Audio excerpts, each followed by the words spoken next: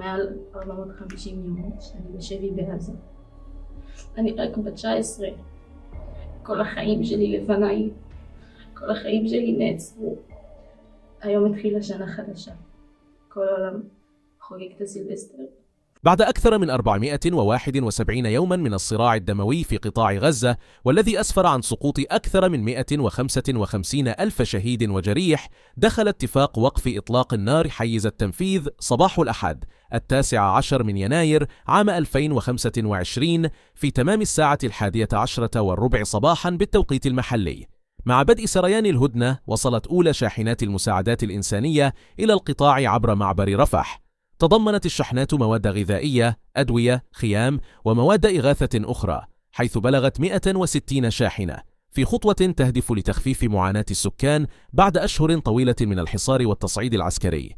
احتفالات ومشاعر مختلطة شهدت شوارع غزة خروج الآلاف من المواطنين للاحتفال بانتهاء العمليات العسكرية. عبر السكان عن فرحتهم بالهدنة، على أمل أن تكون هذه الخطوة بداية لنهاية الأزمة الممتدة منذ سنوات. تضمن اتفاق وقف إطلاق النار بنودا مهمة، أبرزها قبول إسرائيل بإقامة حكم بديل في غزة، مما قد يمهد الطريق لمرحلة جديدة من إدارة القطاع.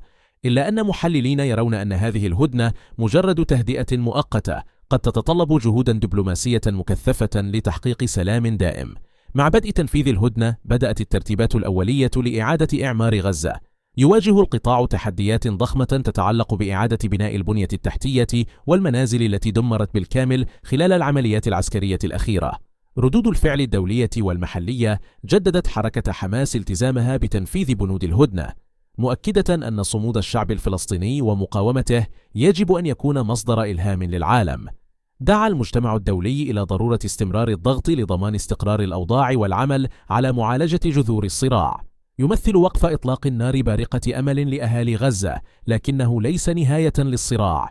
الطريق نحو السلام الدائم يتطلب التزاما من الأطراف كافة، وجهودا مستمرة من المجتمع الدولي لدعم الاستقرار وتحقيق العدالة. الأسيرة الإسرائيلية السابقة نوعا أرغماني: أشدد على أن أحدا لم يضربني في الأسر، لكني أصبت بكل أنحاء جسدي بسبب غارة إسرائيلية. والإعلام الإسرائيلي أخرج أقوالي عن سياق